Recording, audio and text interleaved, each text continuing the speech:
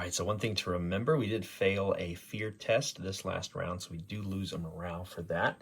We're down to 16. We did pop it back up 2 more because we defeated a large monster, but I believe I already mentioned that. So let's roll a scenario die for a new combat round. At this rate, I don't see us going, 8 more rooms. I don't know. I'm not feeling like we might finish this one just with how much combat we've been in already. But all right, so scenario die coming. 7, so no need to roll threat. Let's go to the bag. 4 tokens for each side here. Perfect hearing's done, and they've lost 1 enemy. So let's see who gets to roll first.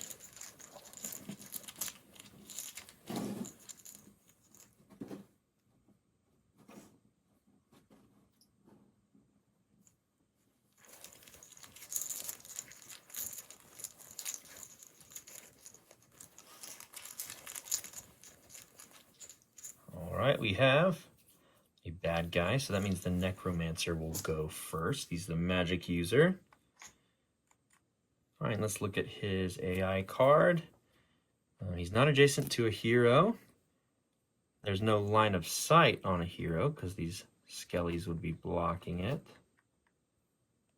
So they'd move up to movement spaces to the closest hero without ending up adjacent.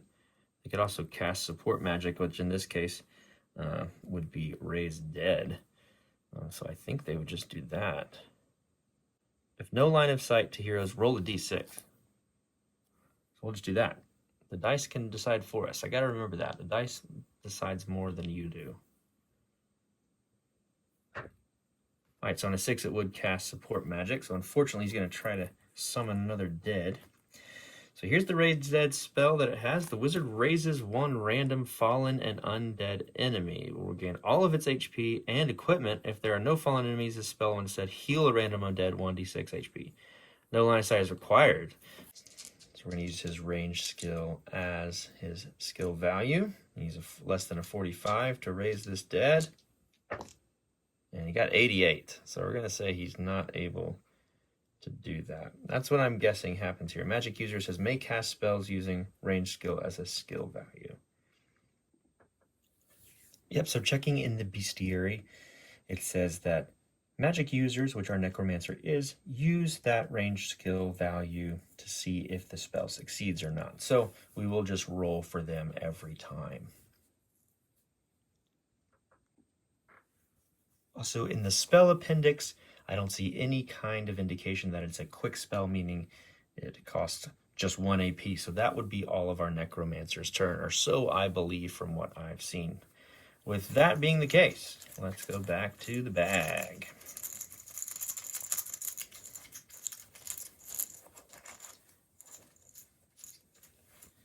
All right, we've got another bad guy. So one of our 3 skeletons would go next. And all of them are adjacent to an enemy or an enemy of theirs, a hero of ours. So an enemy adjacent that can make room. I don't think that really applies. Just an enemy adjacent to a hero. They're all already adjacent, so I don't think they need to make room. So let's go ahead and roll a d10 to decide who gets to go. We'll go 1 to 3, and then 4 to 6, and 7, 8, 9, and on a 10 we'll re-roll. All right, so we've got an 8, meaning this guy will take his turn. Let's look at his AI card. So he is adjacent to a hero. He's going to attack according to this table. There we go. Roll on a d6 first, see what they do. And it is a 3, so it's just going to be a standard attack. Let's roll within their combat value, which is 40. They got a 42, so first one's a miss. Let's roll again to see what they do. Again, a standard attack. And another 42, oddly. The same roll, so that guy didn't hit at all. Doran is just too quick for him. All right, we're back to the bag here.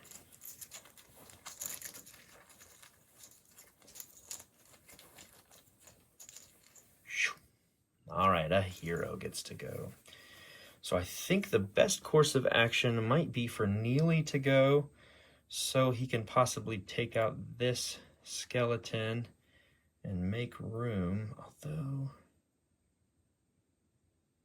we could also just try to take out a skeleton so they don't get to go with Bomber. You know what? We will do that because this guy has his to hit value taken away because he was reckless with a power attack last time. So let's go ahead and activate our halfling. And we will just roll with a standard attack and hopefully hit here once again. All right, so 63 for Mr. Berryhill. So we're looking for 79 is not going to do it. All right, let's do the same thing again. 63. Oh boy, we rolled 100. I think that's a fumble. So bad rolls here. This is what I rolled and called it a 0 last time, but people corrected me and said that's actually a 100, which I believe is a fumble on our part. Okay, so what I'm actually going to do for Bomber is spend one of our 2 luck points. We can spend a luck point and re-roll any roll that affects us. So instead of fumbling that second attack we were doing, we'll spin that and roll again. I'll just make a note of it here.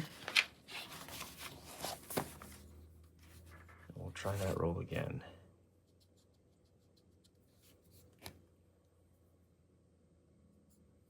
So here we go. And an 86 is still going to miss, unfortunately. Okay. Worth a shot.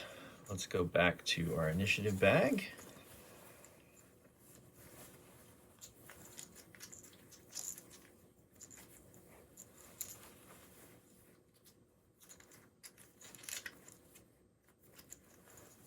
All right. Another hero.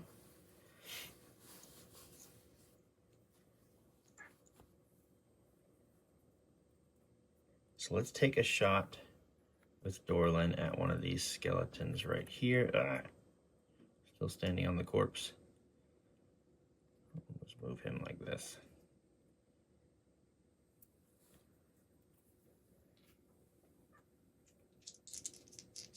All right, so we're minus 10. We have maxed out 80 skill here, so let's roll, see what we get.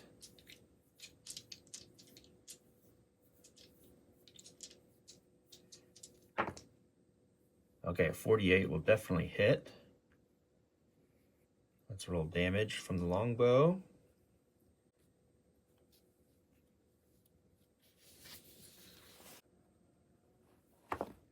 Seven. That's pretty good.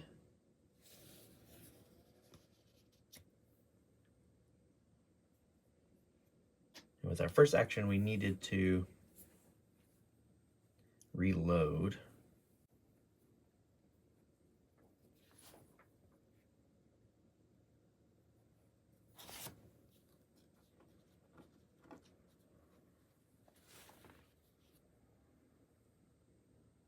That'll be it for him, unfortunately.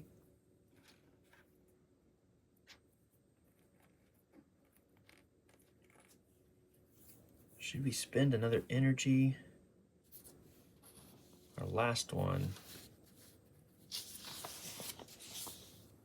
to do Hunter's Eye. This is the question. It loses energy, but it gets our kind of our battlefield a little more organized if we hit again. I don't remember if this can be used more than once per adventure. So we've used it once.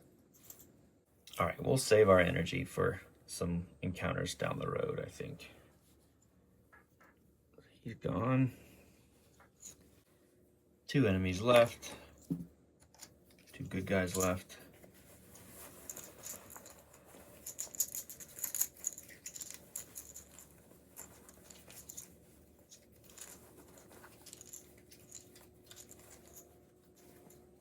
All right, bad guy.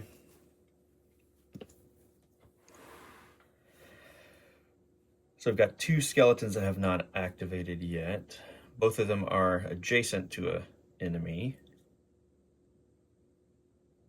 Can't charge, although I guess the skeleton could charge Doran, but he's already within striking distance. So we'll just say this guy goes. He'll lose his negative power attack effect here. And he will do what? Roll on this d6 table. And he's doing a 1, so it'll be a standard attack. Combat skill is 40. It's a 64, so the first one misses. Let's roll again. It would just be a standard attack. He can't do a power attack now that he's used 1 AP. Second attack is a 40 exactly, so he will hit. We'll do location 3, so torso damage. It's a d12 with the longsword. 8. Oof, that's a rough hit.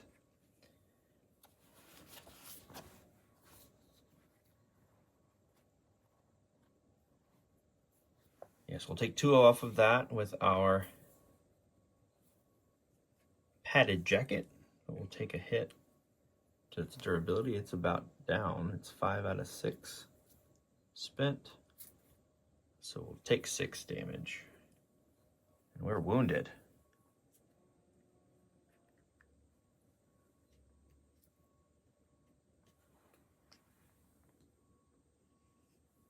Might be time for a rest after this encounter. Goodness. Fortunately, Bomber's down to 1 AP. So let's go back to the bag.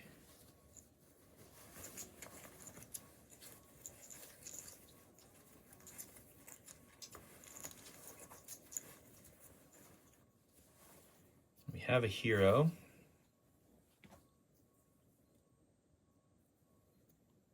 Let's try to get Neely to connect with this skeleton, do a couple attacks here. We need to thin this playing field, or thin the herd, so to speak. ASAP. It's getting a bit dire here.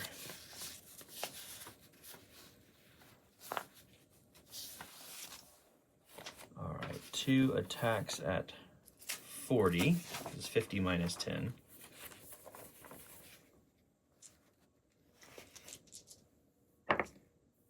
Yeah, 31 will do it. Let's roll some damage.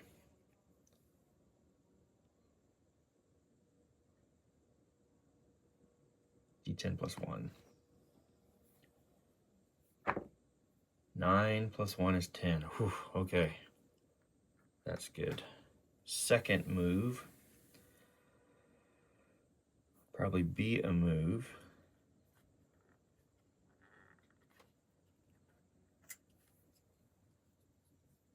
One, 2.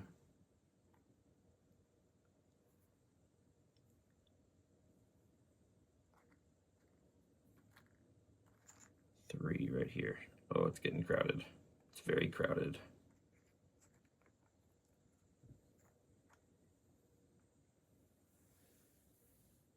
Three, 4, because that would technically be zone of control. All right, off we go.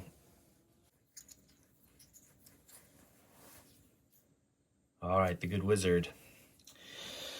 So I think we could scooch in 1, 2, 3, 4, and maybe try to hand of death this wounded skeleton. Oh, he's wounded too.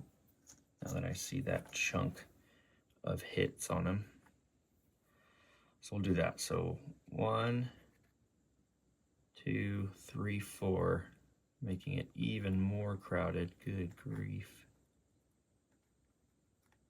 Maybe we try to hand of death here.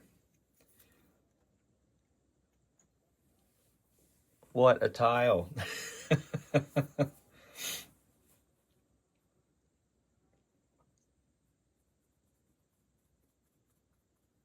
All right. Hand of death.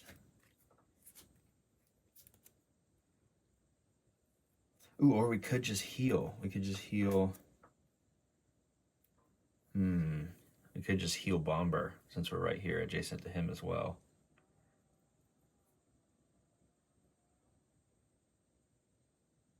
Now, if we take out this skeleton, he won't go. Yep, let's try Hand of Death. So we'll check our arcane arts.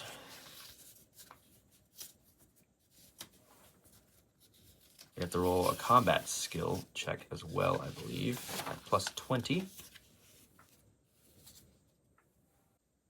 Also going to ignore armor, which is nice. All right, so it's combat skill plus 20 and an arcane arts.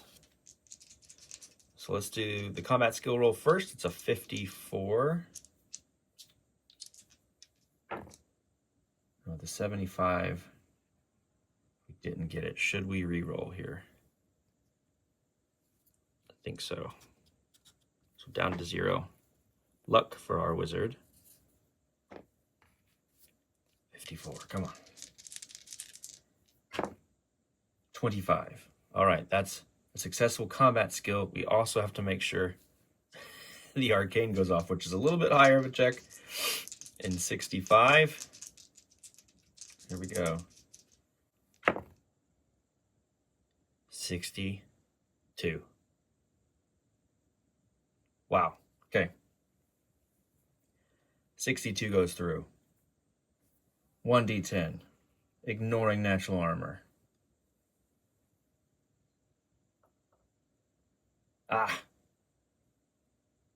65 minus 7 for the casting value, so it's still a fail. Yeah, we failed to touch. So half mana cost down to 4, and that last Skelly gets to go.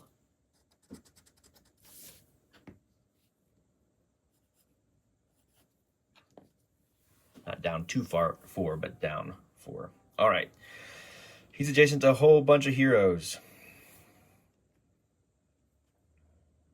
And he would, if he's adjacent, he's going to attack according to the table. He's got 3 adjacent heroes he could attack, so we'll roll some dice here. We'll go 1 to 3 for our wizard, 4 to 6 for Neely, 7 to 9 for Bomber. D10 on a 10, we'll roll again. 10, roll again. 9, of course he's attacking Bomber. All right, he sees blood. He sees blood. But he only has 1 action point. He is wounded. So here we go. Combat skill is 40.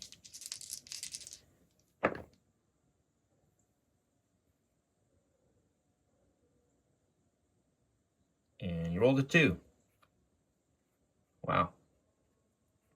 Rolled a 2. So yeah, that'll hit. We're not increasing his skill, though. Screw that guy. All right, D12. We'll go location. Head. Of course. And we got 5.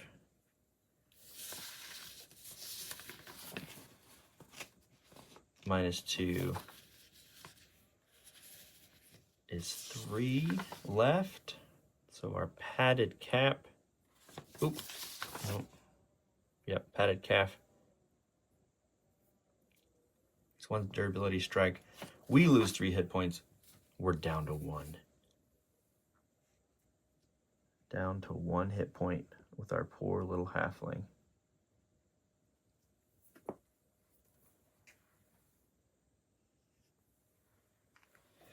But not down. We still have an action point. So let's reset the board.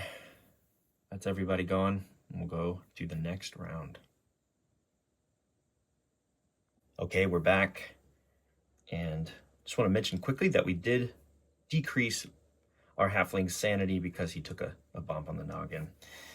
That's something you have to do when you get a head wound. So here we go. Here's the scenario die. It's a 3, so no need to roll against threat. And so we're starting a new combat round. We have 3 enemies left, 2 skeletons and 1 necromancer.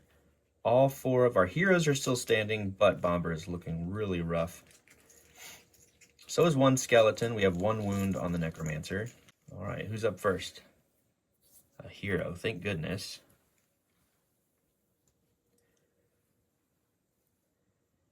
We need to take out the skeleton.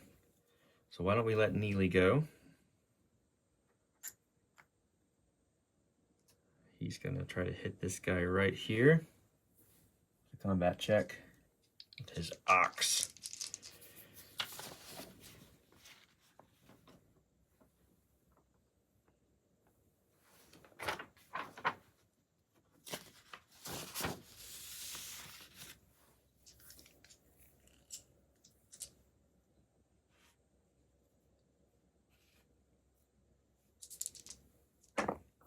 All right, we've got a 42. He's not afraid. We've got to remember that Monty is afraid of these skeletons. We missed that last skeleton Hand of Death anyway, so we've got to remember his arcane arts would have been -10. So we've got a hit here, which is good. Let's roll some damage with our battle axe.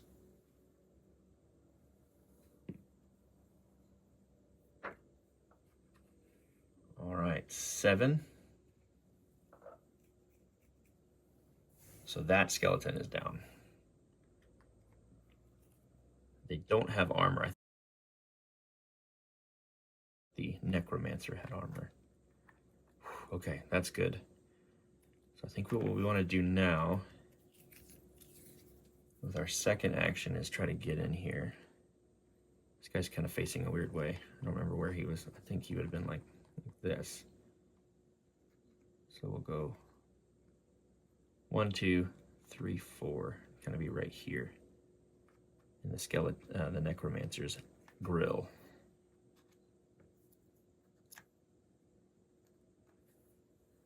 All these bodies. I should just move the bodies. You know what? I'll do that. I'm going to put cubes down for where they fell. We have some cubes here we can use.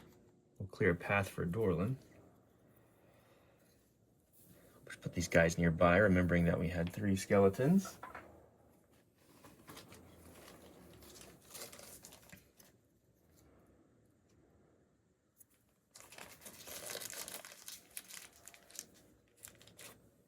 We got a skelly here. Skelly here.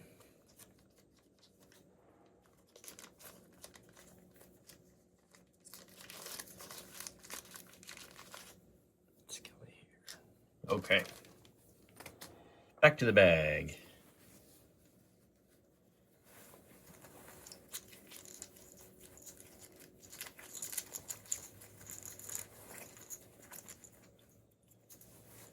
Boom.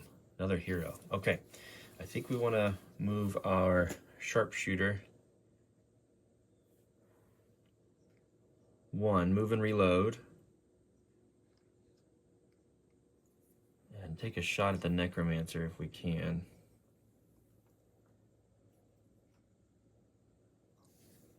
Can't remember. I think we have line of sight here. We're not moving through any models. If we go straight diagonally, I think we're good. Let me double check real quick. Yeah, so we're not crossing through a model, although I know some games like consider this completely blocked, but if we trace a line, you know, from square to square, we technically aren't. And it does say the artwork is what counts. So I assume the model is what counts. Let me know if I've got line of sight diagonal here up to the Necromancer. And yeah, I don't know if this would technically be blocked or not. I'm going to say it's not because I feel like we could use a break here. Oh well. Yeah. All right, so here we go. We're taking another shot at the Necromancer. He has natural armor 1, -5 to hit. All right, 47. So we needed a 75. We got it. And let's roll damage.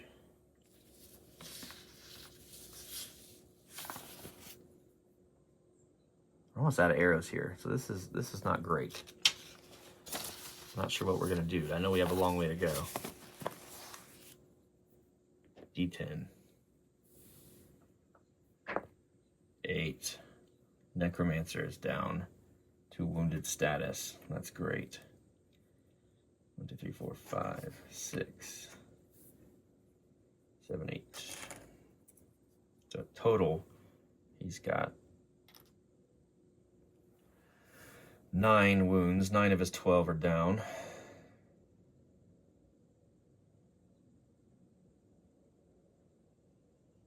That's it for Doran.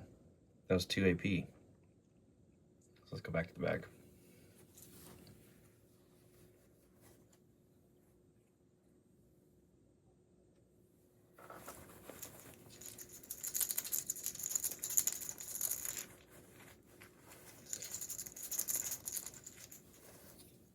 Bad guy. So the Necromancer's up.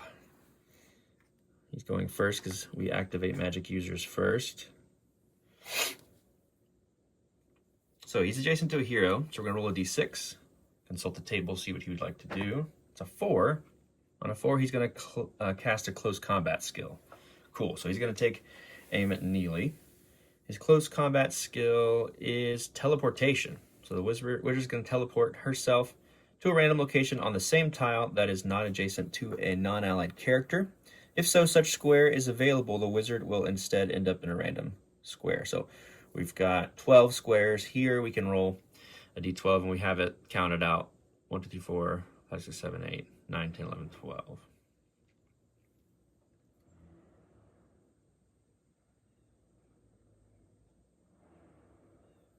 He can go to any random adjacent tile too, which is really interesting.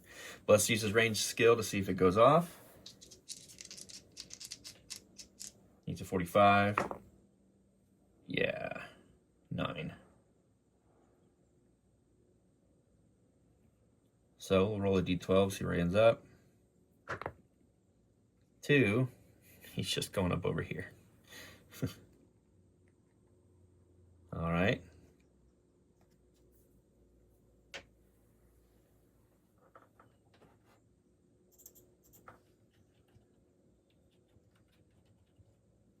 And I'm seeing too that teleportation is not a quick spell, so he would need 2 action points to cast it. I don't know if he can do that, because he only has 1 action point. I don't think technically he could, but since it didn't necessarily cause us too much trouble, I think we'll just let him do it. We'll say a wild magic surge went out, and he blinked over there without being able to help it. As he was wounded, his last action point was used to blink him over there. Okay, back to the bag here. 2 heroes left to go, 1 Skelly left to go.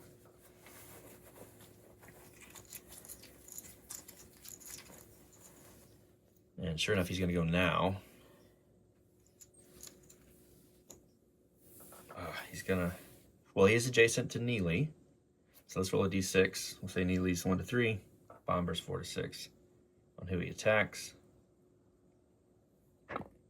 2. So he will attack Neely. That's good. Roll a combat check. Yeah, 68. So he misses on the first.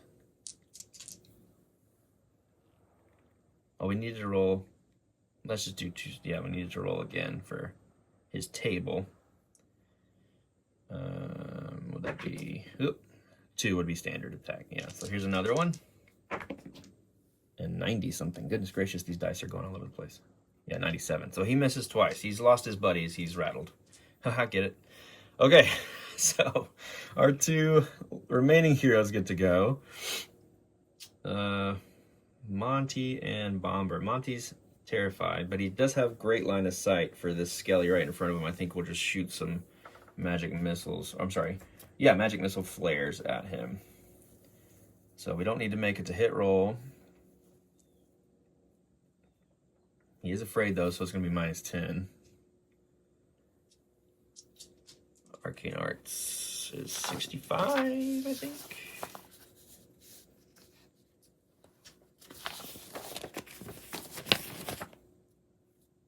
Yeah, 65 -10, so we need a 55 for this spell to go off. And we got 25. Okay, so we're going to do some damage here. It's a D8.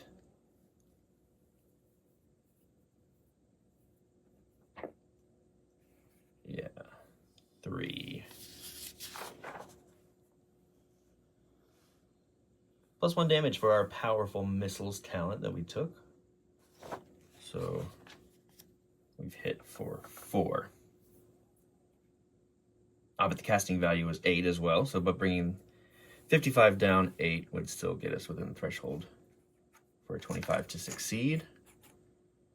All right, so 4 damage on that skelly. He's not wounded yet.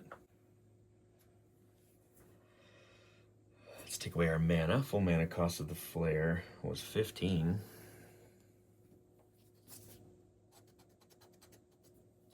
Down to 28 mana. Should we do it again? Oh, you know what? Let's actually do healing hands instead. Let's do healing hands. Yep. So the caster lays on hands on a comrade and heals a d10. Let's roll another arcane arts check. This is just a 65, I believe, because we're not... Well, it says -10 to arcane arts. I wonder if that means all arcane arts checks or just checks to attack the fearful creature or the feared creature.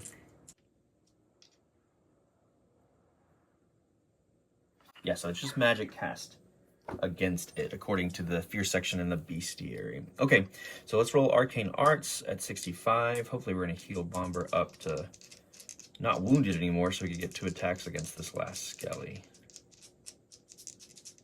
All right, here we go. Yeah, 20. So successfully cast. And that's at a -6 actually, so it would have been 59. Good. Okay, let's roll a d10. Get some hit points back to our fair rogue. Come on. 10. Nice. All right, so Bomber's back up to 11. So he's not wounded anymore. Go, Monty, go.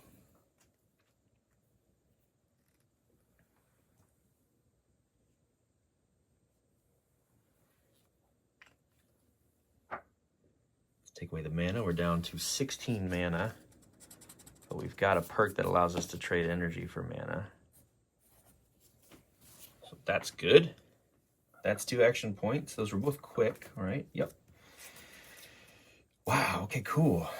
That's good. All right, now Bomber can go, attack twice, and hopefully take out this last dude. Come on, buddy. Need to go within a 63, but we're -10 for the to hit, as well as their shield. So 2 chances here at 50-50, basically. 53 is what we're looking at. Here we go, 53, 73. First one misses. Last one, 72. Same roll. Do we use the last luck? Let's do it. Let's use our last luck to re-roll.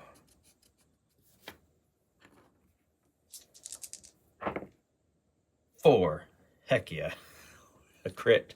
We get to go up 1. Okay, let's roll damage. D6 plus 2.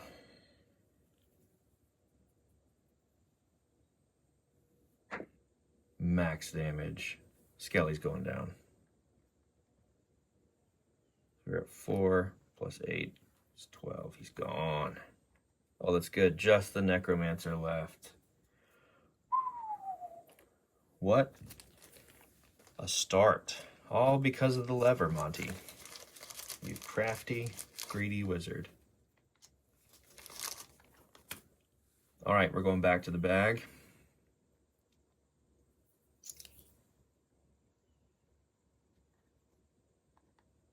What a clutch heal.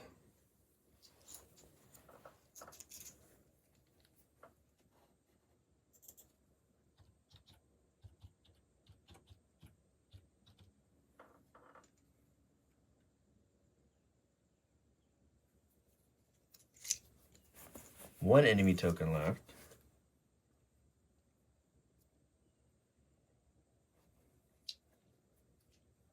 Four heroes left.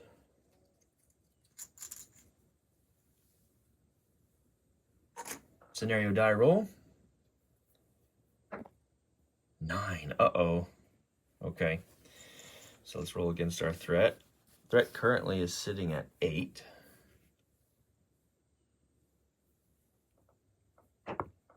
And 11. So we're good there.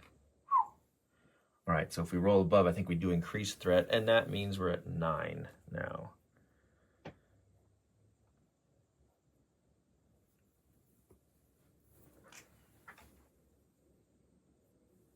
So one more, and we unfortunately have to spawn a wandering monster, which we've not really done yet. So I'm not sure here. So it says something here on the dungeon exploring aid that we have that there's a threat roll in combat and then a threat roll table outside of combat. I'm not sure if we roll the d20 first and then roll on the threat roll in combat, or if we just roll the d10 if we do the scenario die failure in combat. Let me check that real quick.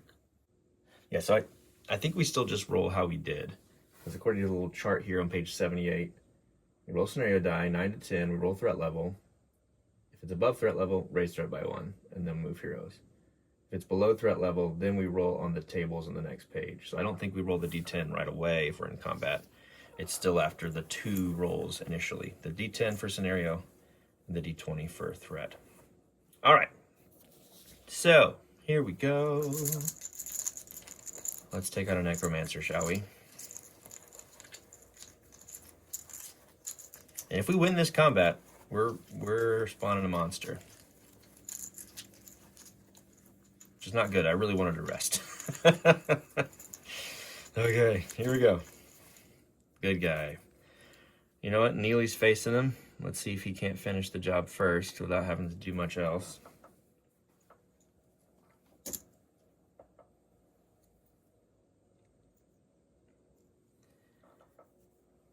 Maybe a power attack here?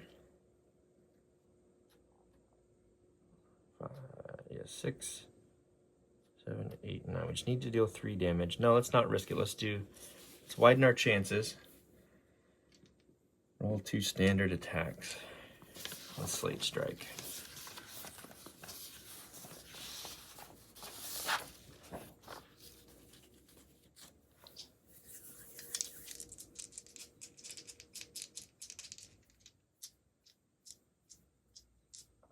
All right, we're at 50, but we have to -5 for the Necromancers to hit change.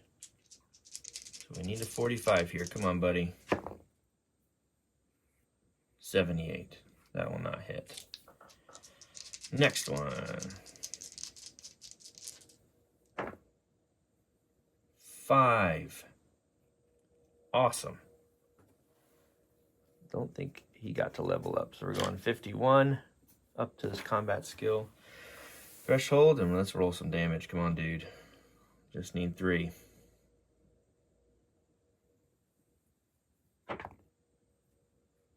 Wow.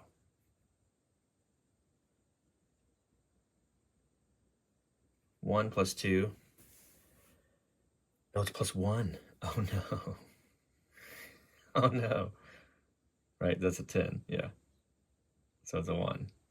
That's the zeros are the 10 because I rolled the percentile dice again. 1 plus 1 is 2. He has 1 hit point left.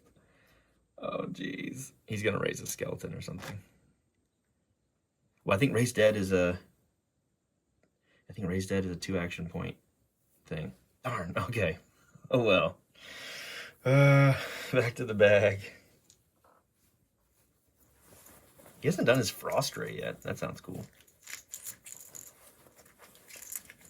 I mean, cool for him, not cool for us. Oh, and he gets to go. He's adjacent, though, so let's see if he just teleports away. He could just smack with his staff, because I think teleportation's not quick, so I think you'd have to use 2 AP for it. On a 1, he's just going to move. All right. You just move here. He's within range. So 2. 3. He's kind of pwned wherever he goes. I don't know where he would go. Still stay within line of sight. Yeah, I don't know. I guess he just moved here. I'm not sure where he would move. Movement away, but stay in line of sight. Yeah, I mean this tile is so cramped. Doesn't matter what he does. All right. Bomber wants revenge. So he would move in. Try to attack twice.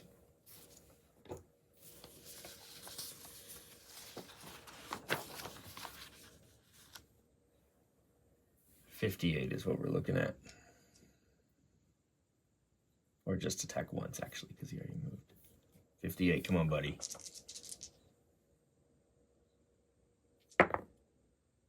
$50. He's down. 1d6 plus 2. Natural armor minus 1.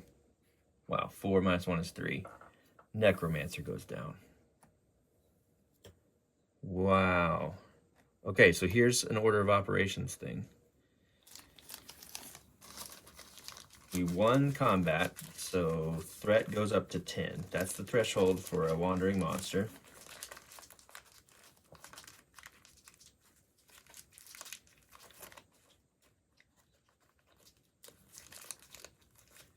Let me check some stuff here, see what we can do or not do.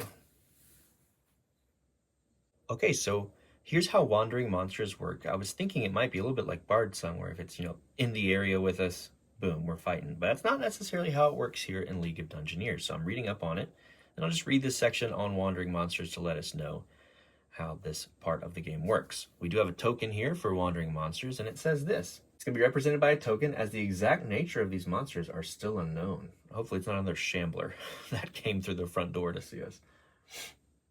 So the token always moves 4 squares, and once in a new room, it will randomize the direction of its new move. To decide this, roll a d6. On a result of 1, it will move back to where it came from, towards or through a random doorway leading from the heroes. On a 2 to 6, it will move towards the heroes. The roll will be repeated every turn, meaning that the token could theoretically move back and forth if it enters a room from where it has line of sight to the characters, and they are within 10 squares. Roll on the quest-specific monster table and place the corresponding monsters as close to the token as possible. Then set up an initiative token and do so if we get within 10 squares, which we're pretty close to already, it's go time. So it's going to remain at a closed door until it manages to pass through. So we could, theoretically, close this door and hinder its progress a little bit. A closed door will stop the token's movement for that turn. It also blocks line of sight and delays the reveal of a token. If it rolls a 2 to 6 on the next turn, the door is opened, and the token may pass through. A magically sealed door or an iron wedge door will stop the token for that turn, and it must roll a 5 or 6 to continue through the door next turn instead of the normal 2 to 6. And the seal is broken, and the token may pass through. Okay.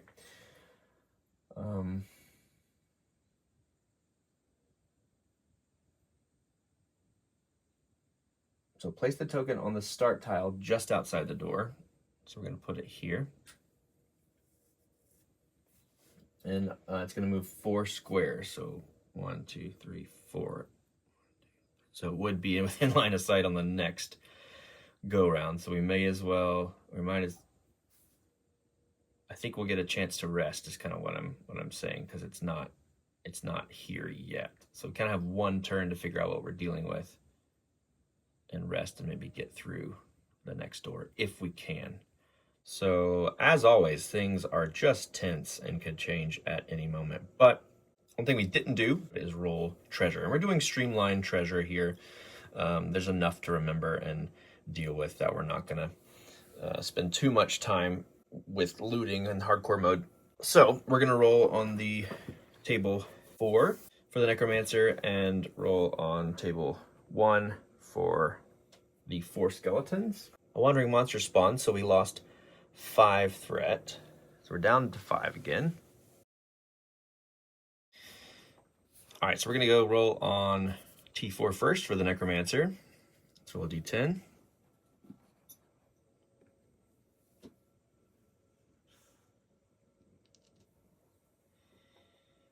And we're going to get a 9, which is nothing but scrap. Darn. Okay. So T1 4 times.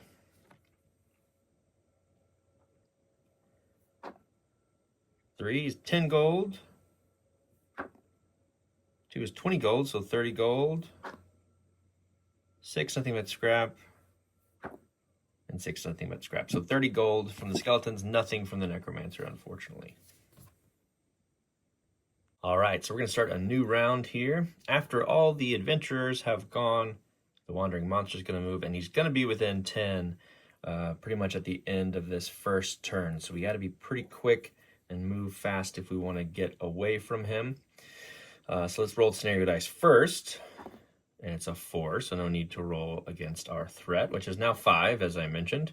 Let's do some actions. Okay, so I think first and foremost, we want to take Bomber, and we can search this dead adventurer that's here in this corridor. And what we do is we go to the furniture table. Pretty rude to call this dead guy a piece of furniture, but alas, that's what the game does. And there's a specific treasure furniture section in Appendix 5, I believe it is. Yep, Appendix 5, treasures. And we can go to the Dead Adventurer section, roll a d10, and see what he has. We don't necessarily have to roll for anything. He's just there offering up his stuff. And for the good of the party, I'm sure he wouldn't mind if we take it. All right, so rolling a d10, and we'll see what we have here. I knew we were going to do this. It's a 10, which means it's a zombie. This happened to us before. It's armed with a longsword and armor. So we're going to fight this stupid zombie right now. Let's get him out. Okay, we've got our zombie set up, and I've seen people say that after they've set up a combat, they move the Wandering Monster token. I think we're going to go ahead and do that, because if we're going to fight, we might as well just get into it now. 1, 2, 3, 4. He's going to be within 10 and within line of sight, so we're going to roll on the encounter table to see what else we're dealing with in this terrible situation. These terrible 2 rooms. Maybe the Wandering Monster will just go pull the lever. That would be good. All right, so let's roll an encounter. Maybe we'll get lucky here. Shouldn't say anything, probably. Somehow these guys are just following us from the outside the dungeon. I don't know why. All right, rolling a d20 and adding 10. We'll see what happens. All right, it's a 12. So more zombies. Okay, not awful. With long swords. This guy's got a long sword as well. Let's roll a d6.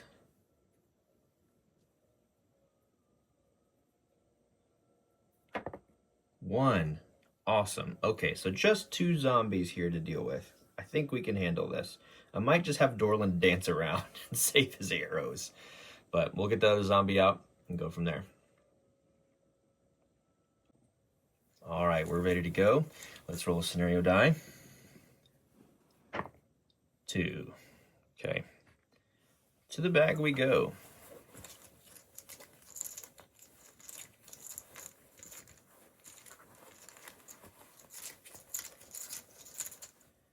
First up's going to be a hero. So since Bomber is right here, and he's the one that caused trouble, we're going to allow him to attack twice this zombie here. They've got 12 HP, no natural armor, although this guy does have armor, I believe. Okay, they both do. They each have a long sword, they both have armor 1.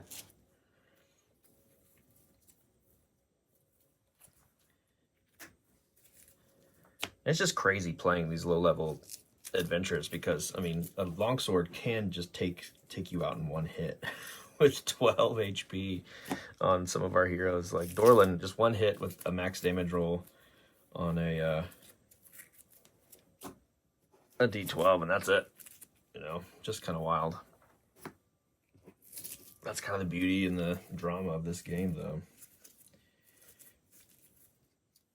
All right, here we go. +1 armor.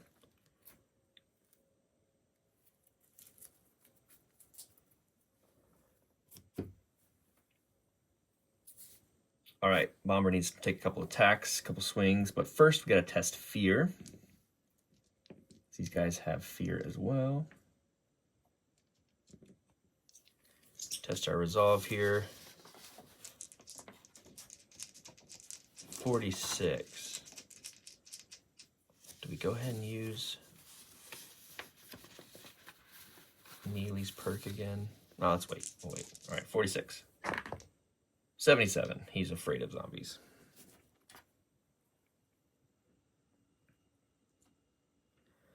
Okay, well, we can handle it. So we're looking at 53 combat skill. Let's go, buddy. First attack. 27, that'll do. 1d6 plus 2. 2 damage. Minus 1. It's going to be 3 because we're at plus 2. All right.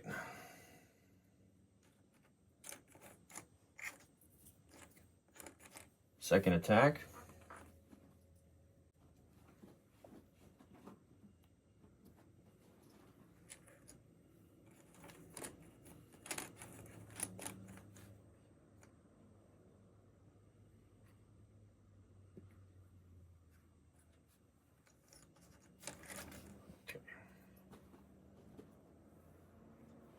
Again, looking at a 53.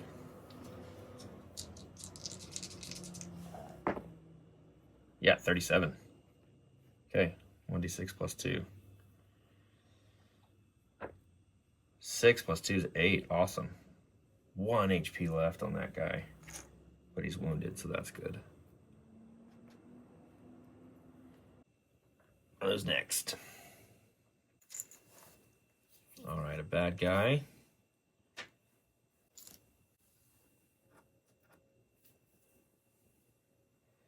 Look here and see. I think this guy could charge. Yeah, up to full movement, but at least 1 away. Yeah, I think that guy would charge. He doesn't necessarily need to make room. Yeah, so we'll get this guy to charge. Up to Doran. All right, so he's gonna move full movement. 1, 2, 3, we're charging. And we'll do a skill check here of plus 10, so they're at 50. Yeah, 25 will hit, so they're staggered. Let's check damage, which is a d12, which again, is this gonna happen, what I was just saying? Cocked. Oh my gosh, cocked again. 5, okay. I was like, good grief. About to take him out even though I said it. In the chest. And he moves back. And he can move forward. Chest armor here. Yeah. So it's 3 minus 1 for our padded vest defense. So we're going to take 1.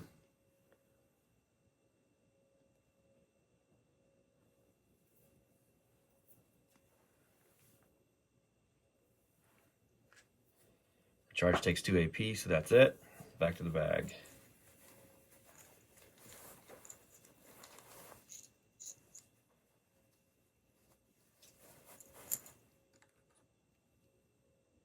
So that's him.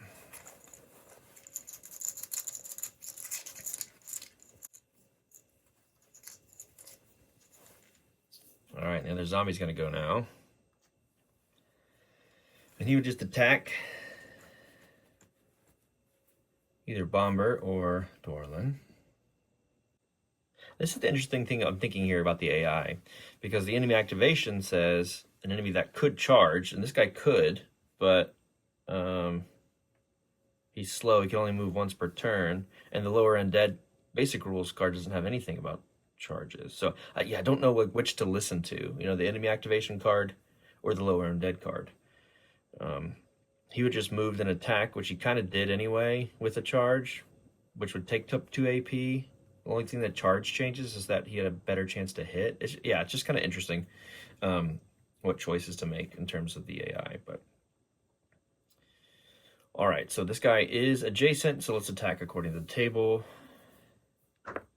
6, he'll do a power attack, okay, which would cost all of his AP. So he's gonna get a plus 20 to hit. Let's decide who he's hitting here. Bomber or Doran. Bomber. Let's do a power attack. This is plus 20. So it's going to be 60.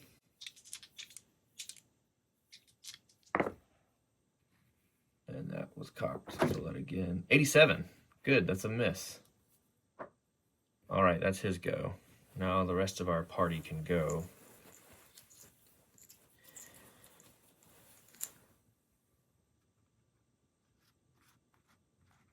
Let's move Mr. Slate Strike in here.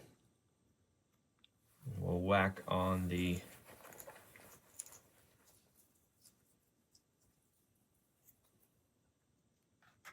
wounded enemy, but first we have to do a fear test. His resolve is really low, 36. See if he's afraid. Yeah, with a 2. He is not afraid, but he gets to level up.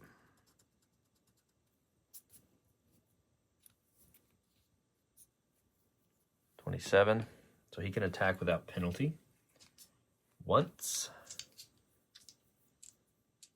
He's a 51. Come on, buddy. 48. He got it.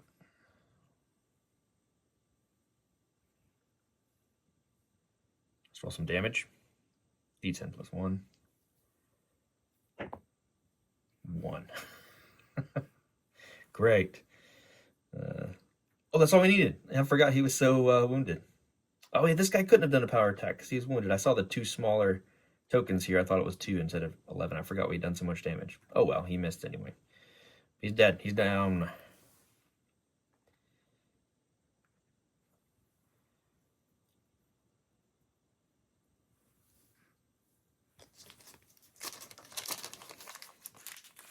I like this, using these red tokens to indicate there's a corpse here. Sorry, buddy. Not today. All right, that was his 2 movements. And now our wizard friend wants to go. Should we just smack him with a staff? I'm probably underestimating them. Especially with just, yeah, oops. Combat skill is not great.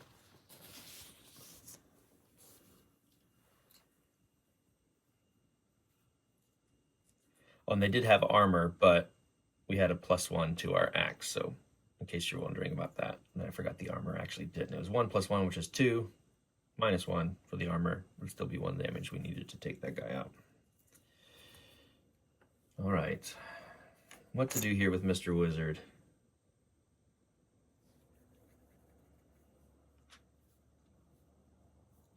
$16. 16 is what we have left in terms of mana. We could do Hand of Death. First, let's do a fear test. So we can see if we can do anything without penalty. 47, what's his resolve? 37. I wonder how long encouragement lasts.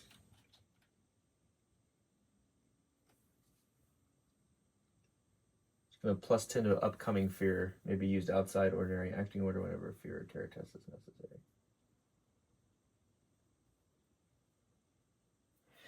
Yep, let's do that. Let's spend the energy again from Neely. I don't know, they might still be encouraged. It seems like it's just like a one-time use kind of thing. So we'll just call it 0 energy here for Neely to encourage our Wizard Monty. This can be played out of order, as we just read, to make him succeed that test. So now he doesn't have as much trouble doing whatever it is he's going to do.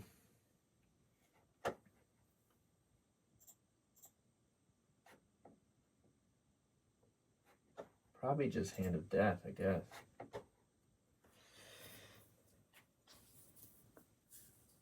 Yep, let's try it.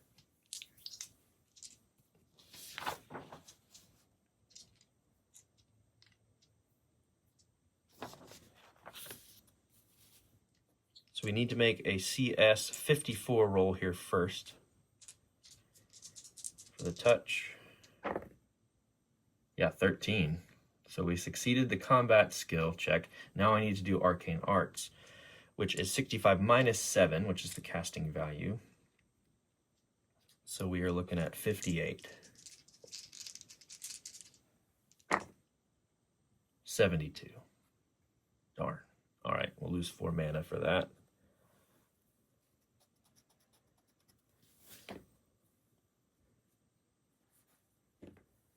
I guess we could go again. That was a quick spell.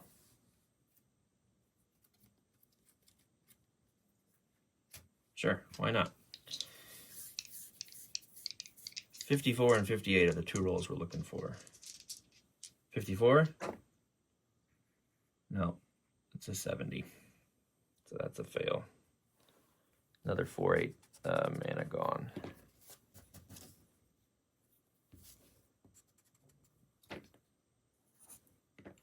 Okay, that's everyone in initiative. So let's go ahead and put everything back in the bag. We'll get going once again. We're not doing terribly on health. I feel like I might rest still, though, just to get some energy back to keep exploring this dungeon. We'll see, though. We'll see. 4 hero tokens, 1 enemy token. Let's do a scenario die roll. 7, so good there. Here we go.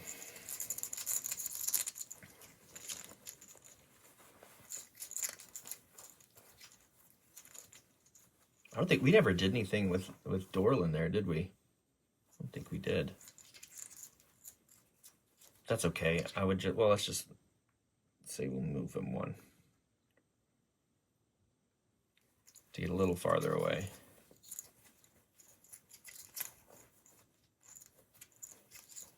So I don't think I want to waste any arrows on this encounter if I can't help it. All right, who's up? Good guy. Slate strike. Come on, buddy. 2 attacks here.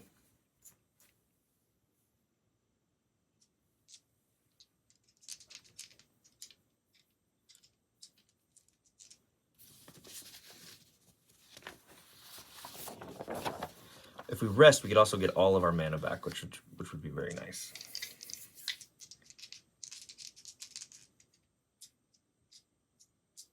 All right, 51. Yeah, that'll hit. Okay. 16 is well within the threshold we need to land an attack with our battle axe. D10 plus 1. 7, 8 total, minus 1, so 7. We wounded that guy.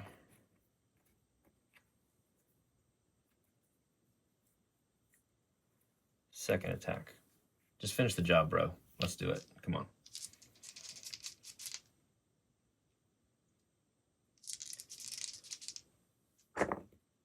$72. Not enough. All right. Who's going? Who's going?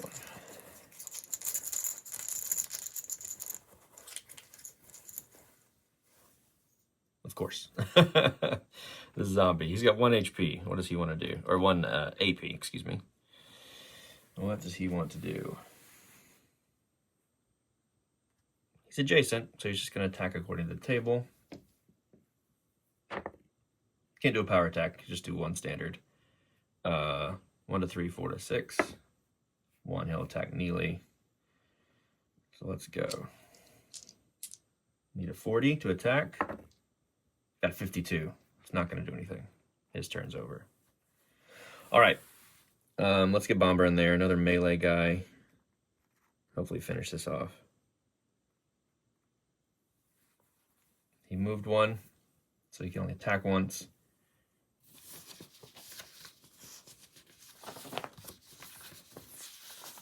Costs 2 movement points, I think, or 1 to enter, but 2 to move within. So he only needed to take 1, I believe. Combat skill 63, doing d6 plus 2 if we hit. 63. Oh, but he's scared, isn't he? Yes, so 53. 15. Let's go.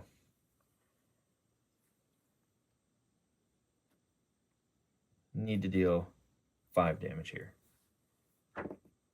We dealt 1 damage. All right.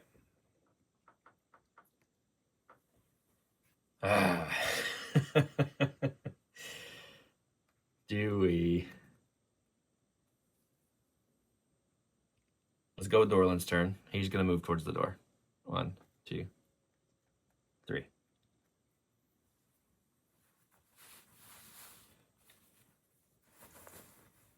Keep that there. Now can our wizard deal 5 damage? We have just enough to do another Hand of Death. We have 8 mana. It costs 8. So let's try that. CS plus 20. First. 54 and 58 are 2 rolls from last time. 54, 78. No. So we've lost 4. So we're down to 4. Let's smack him with a staff. 34.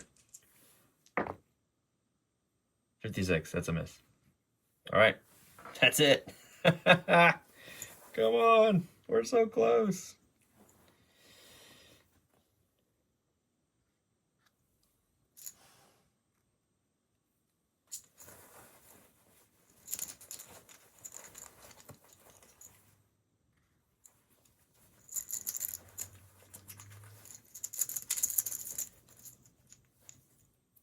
All right. Who wants it, Bomber or Neely? Let's go power attack from Neely straight strike. Plus 20 here, so we're at 71 to hit. 55, that'll hit. D10 plus 1. 3. This is the strongest zombie in the world. So it's 4 minus 1 for the armor, which is going to put him at 11.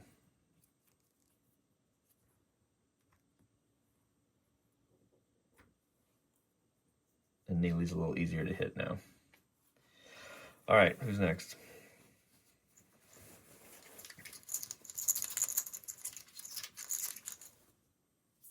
Bomber. Come on, buddy.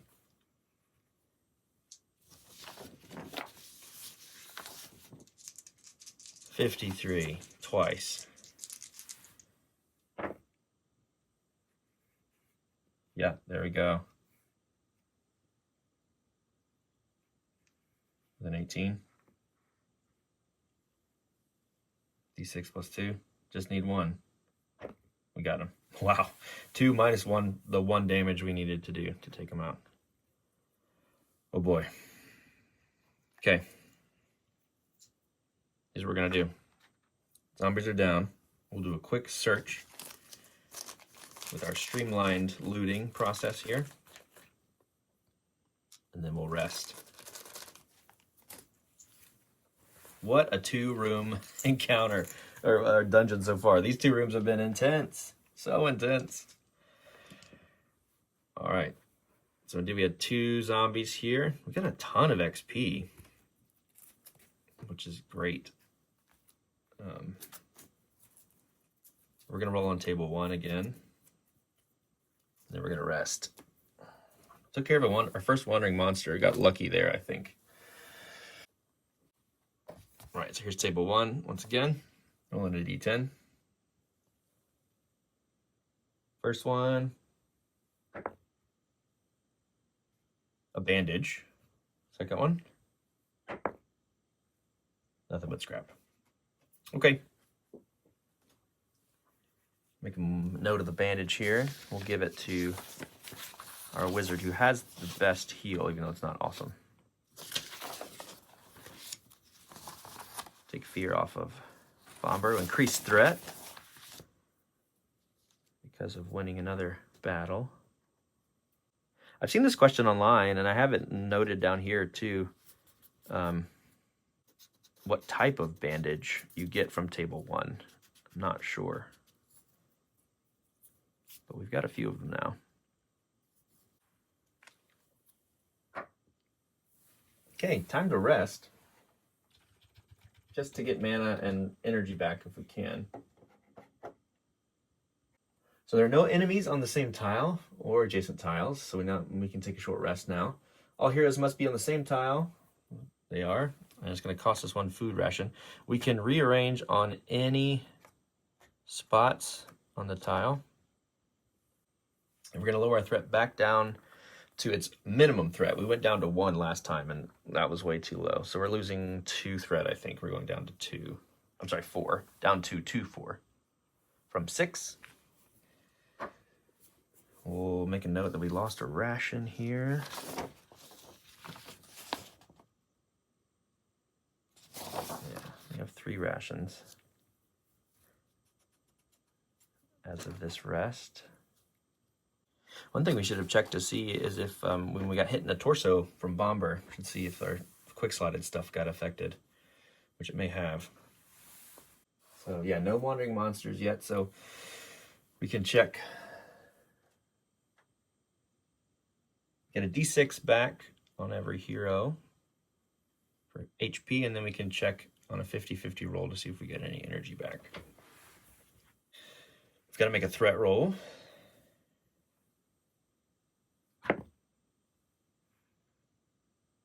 We rolled a 1. Whoa. A wandering monster's appeared. Oh my gosh. Okay. So we rolled a 1. Wow. Well, he's there again. We got to remove morale and sanity for failing the fear test again, too. With Bomber this last time. I get it, though. It's taking its toll. All right. Also exchange gear. Can we give Doran a sword? We don't have any extra gear, I don't think. I was kind of hoping we'd find something on one of those zombies. They said they had a longsword. I wish we could just grab the longsword and give it to Doran. All right. So let's heal. Monty's at full. Let's go ahead and do their energy. Their full energy, actually.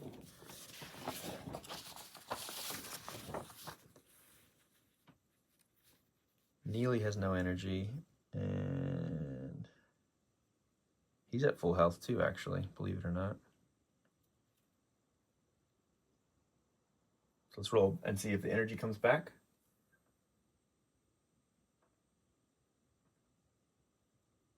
So 1 to 3, both of these will come back.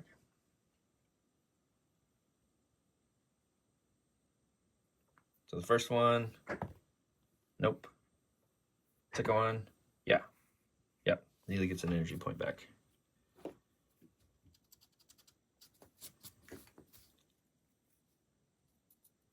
Okay.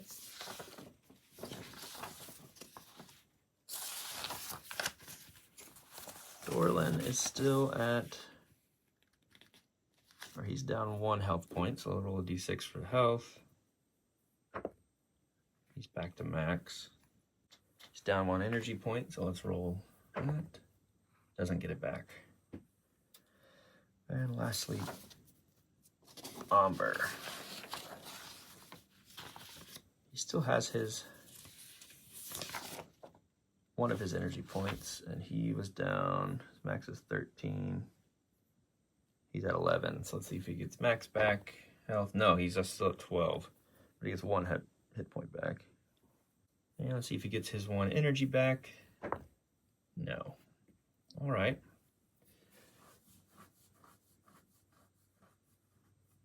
So we get to increase party morale again because of the rest. Wizards get all mana back, which is significant.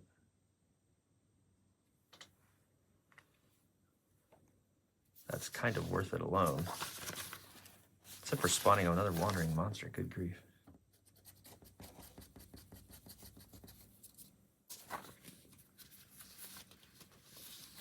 I'm never gonna leave this room. I think we got hit twice in the torso from Bomber. Let's go ahead and roll 2d10 to see if our torch got hit at all.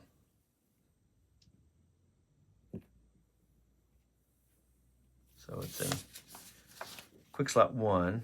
So we'll see if it gets hit. What is that? 10. No, so it didn't hit anything in that slot. Didn't hit anything in that slot. All right. We can go ahead and move the monster, I guess. It's kind of like the end of a turn when you rest. 1, 2, 3, 4, but he's within 10 but not within line of sight. I'm not sure if that matters. Yeah, he doesn't have line of sight to the characters, so we're just gonna keep him there for now, and we can move on. I think.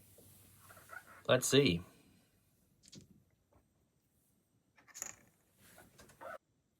Okay, so it's in a new room, so we're gonna roll a d6, and on a 1 it'll move backwards, but on anything else it's gonna move towards the heroes on its next activation. So let me just go ahead and roll this d6 we haven't really ever used, and it's a 4, so it's gonna move towards us at the end of our next turn. So let's start that now. Let's do some scenario rolls. 8.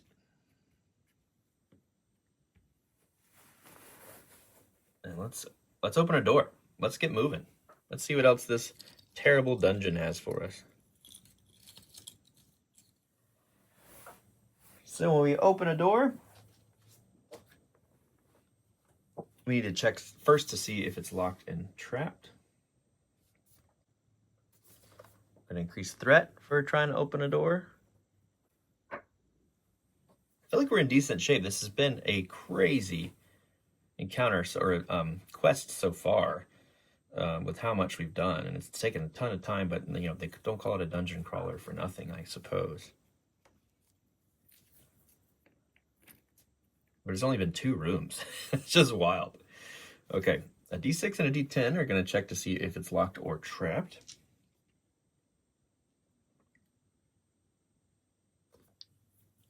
So far, we have not been lucky at all with searching things. Shouldn't have done that lever, shouldn't have done that corpse, you know?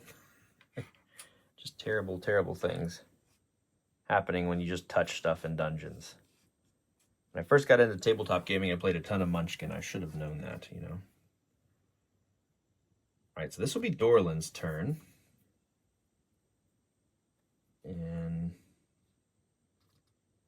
trying to find the traps. We're going to see if it's trapped here. It's a 6, so it is trapped. And we're going to see if it's locked. It's a 6, so it is not locked, but it is trapped. So we're going to resolve the trap here. So we need to make a perception roll here to see if we perceive this trap. Let's see what the trap is that we're dealing with. And it's an arrow trap. So if triggered, it's going to be -2 sanity and -1 party morale. With a whizzing sound, a set of arrows is fired. Here is our perception score we're trying to meet here. There is no penalty or bonus. It's just a straight perception roll. And it looks like it would like hit everybody. We lined up perfectly for everyone to get to it. So we need to roll our perception. We have a 63 perception. Let's do that check here. And we rolled an 80. We've used both of our luck, so we can't re-roll that. That stinks. Okay, so we set off the trap. We're going to lose 2 sanity.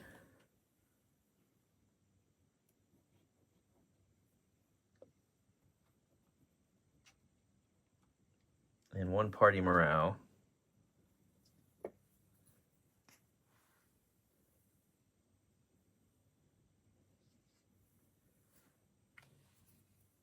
Come on, Dorlan.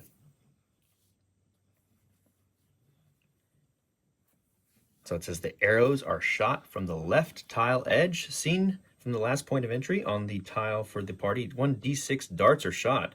Counting from the left corner furthest away from the entry, 1 dart will shoot across every other line of squares, stopping when it strikes a character, pillar, or wall.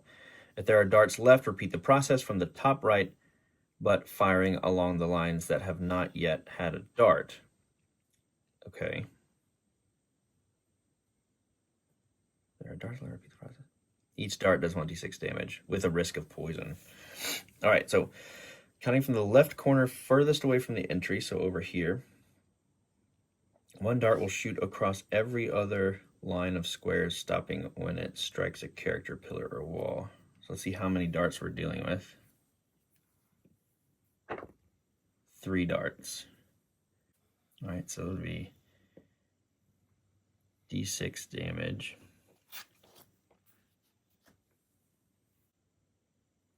So it'll kind of go like 1, 2, 3, I think. Okay, one dart will shoot across every other line, stopping when it strikes a character, pillar, or wall. If there are darts left, repeat the process from the top right, but firing along lines that have not yet had a dart. Each dart does 1d6 damage with risk of poison. So I think it would hit Doran, hit Neely, hit Bomber, if I'm seeing that right. 1. That's how the arrows look on the card. I'm not quite sure how to interpret that, but I think that makes the most sense. So Doran is going to take 1 point of damage. Okay. Neely will take 5 points of damage. Ouch. Sure, I'm glad we just rested. And Bomber will take 2.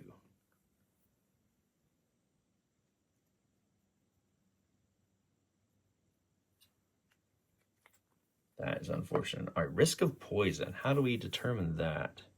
I wonder if we should have accounted for armor there. I think so. So let's do this.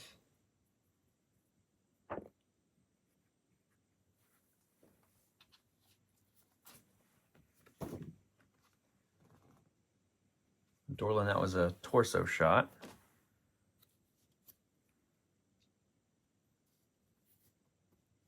Meaning we'll take 2 off.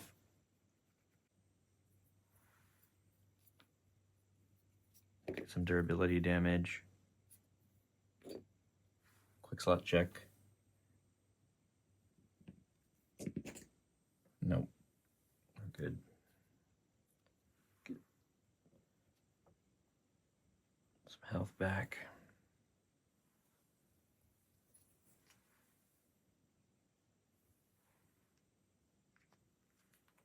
All right, let's do location for Bomber. Same thing, torso once again.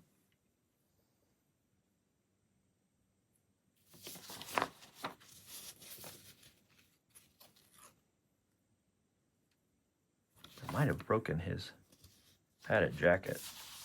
I think it did. Yes, that's going to fill up all slots on torso. Break his jacket. I think that was 5, so he only lost 2. So put him back up. And then Neely lost the most.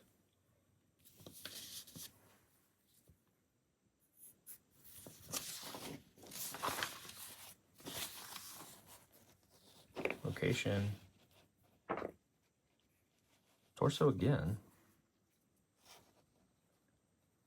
So he lost some durability. And we'll put him up. 2 more points. Okay.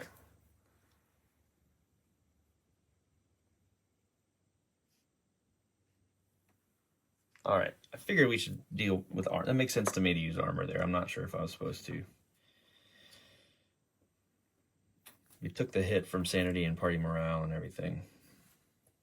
But now I believe this door is open.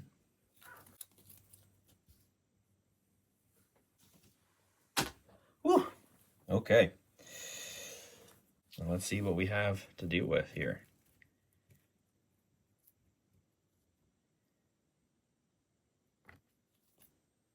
A burial chamber. This chamber feels small and the air is completely still. Leaning up against the wall are 2 coffins. We're not going to open those. The coffins can be searched. So let's grab this tile and we'll get moving. We'll also check to see if our bandit is in here from our side quest. Nope, he's not.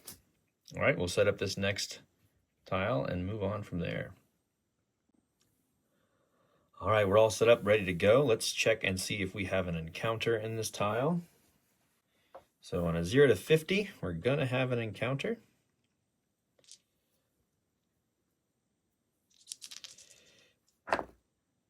$58. Okay, so no encounter in this tile. That is okay with me. Second AP for Doran. 1, 2, 3, 4. We'll go with Neely and go 1, 2, 3. And perhaps we go ahead and check this door to make some more progress away from the wandering monster. I think so. It's getting very crowded around here.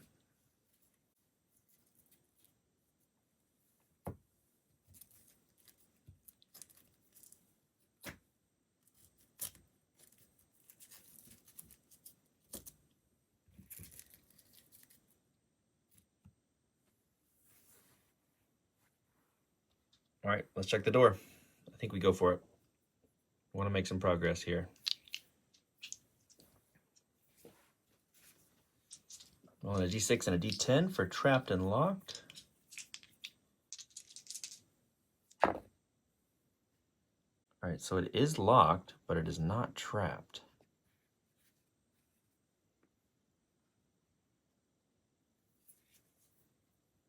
All right, so we'll have to pick a lock to try to get through there.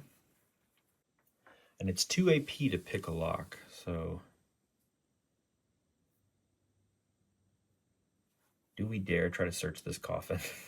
I feel like I hate wasting action points. Maybe pushing our luck, but let's do it. It's fun. Let's search the sarcophagus.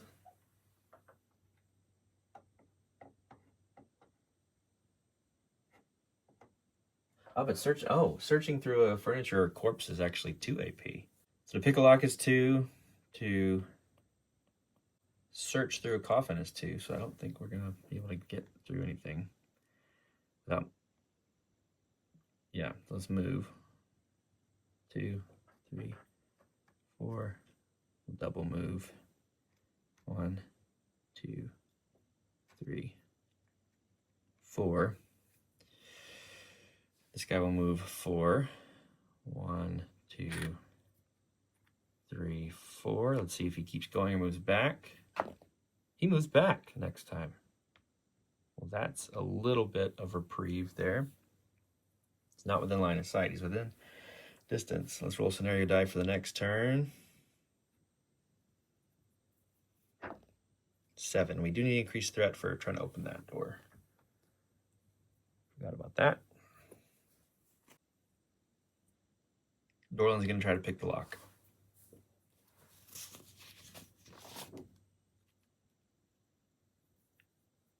He's got a 68 in lock picking. That'll be his 2 actions. So let's go, buddy.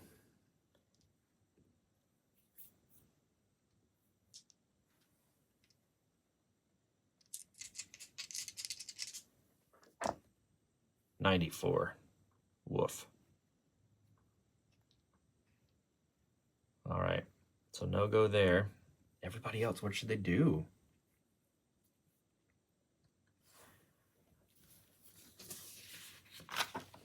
Bomber's got a lockpick, but he can't really get there. You know what? I'm going to retcon a little bit. See, we did double move to get up there, so we're kind of adjacent to this door, so we can still lockpick things.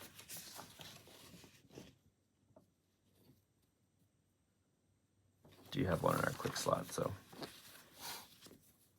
yeah, because that would have been 1, 2, 3, 4 to scramble up on top of the sarcophagus. So for next time, he could have picked the lock. Should have thought about that. I'm just going back just a little bit.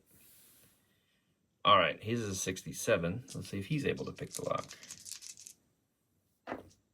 He rolled in the 90s as well, 92. Gosh, okay. Well, so this guy's going to move back at the end of this turn. I guess we just wait. Is there anything else we can do? Oh, wait. We could try to do a heal check. Apply a bandage on somebody. So if we have a bandage equipped in our quick slot, Monty the Wizard does.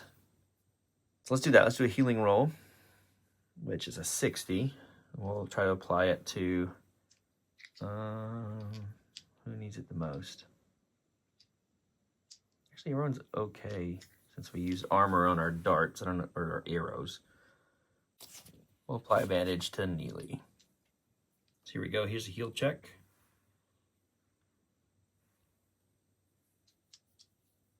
Heal is 60. 23. Nice. These are our old rags that I believe we had, so it'll heal a D4 up to 3 times. Here we go, D4, 1. 1 back to Neely. They each lose a AP. All right, we'll take off one of those bandages. And we'll start a new round. Well, first we gotta move our guy here.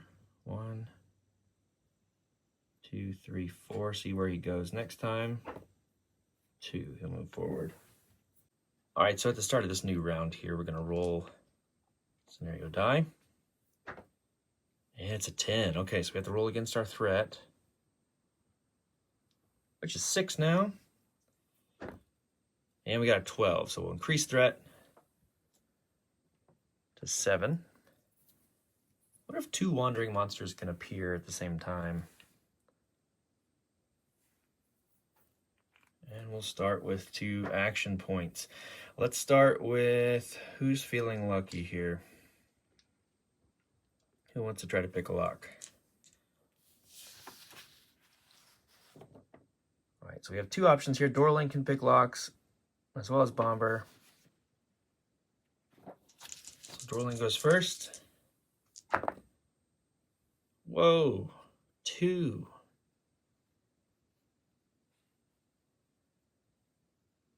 Okay, so the lock is picked.